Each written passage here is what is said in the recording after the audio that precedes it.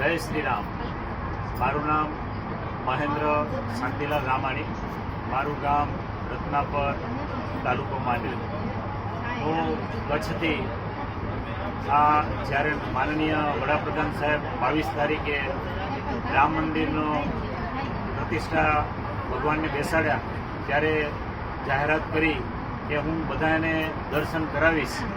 તો આજે આસ્થા ટ્રેન દ્વારા જ્યારે અમને રામલલ્લાના અયોધ્યા ખાતે દર્શન કરાવવામાં આવ્યા છે ત્યારે હું IRCTCનો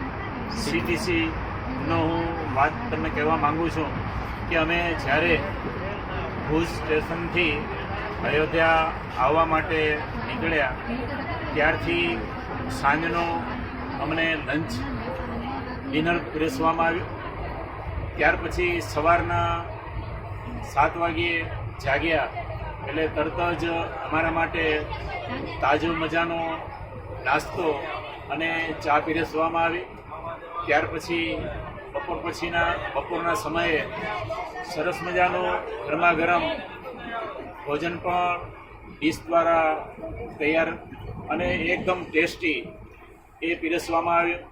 ત્યાર પછી સાંજના ભાગે 7 વાગ્યે દરેકને સીટ ઉપર IRCTC દ્વારા અને સંગઠનના સૌ કાર્યકર દ્વારા દરેક સીટ ઉપર દરેક યાત્રીઓને આપવામાં આવ્યું.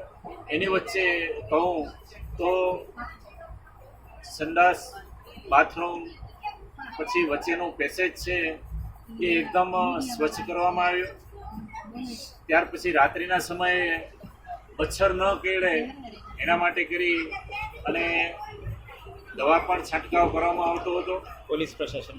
ત્યાર પછી સુરક્ષાની દૃષ્ટિએ વાત કરું તો પોલીસ દરેક કોચની અંદર 1 કલાકે ચક્કર મારી અને સૌ લોકોની સુરક્ષા અને જ્યાં પ્લેટફોર્મ ઉપર ટ્રેન ઊભી રહે અને ટ્રેન ઊભી રહેતા તરત જ પોલીસ બહાર આ ટ્રેનની સુરક્ષામાં લાગી જતી હોય એટલે કોઈને ક્યાંય પણ કચાશ ના આવે.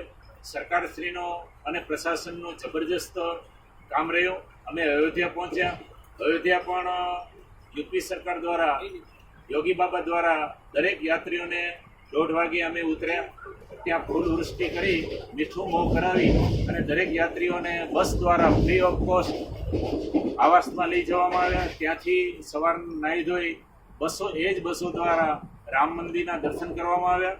અને રાત્રે જ્યારે 11:30 વાગે ટ્રેન ઉપડવાની હતી તે સમય પહેલાં બિફોર ટાઈમ અને એ જ બસો દ્વારા થી અમને અયોધ્યા સલામપુર રેલવે સ્ટેશન લઈ જવામાં આવી જબરજસ્ત માનનીય વડાપ્રધાન શ્રી નરેન્દ્ર મોદી સાહેબ અને માનનીય યોગી આદિત્યનાથ મુખ્યમંત્રી ઉત્તર પ્રદેશની જે જબરજસ્ત કામગીરી રહી છે એને અમે વંદન કરીએ છીએ.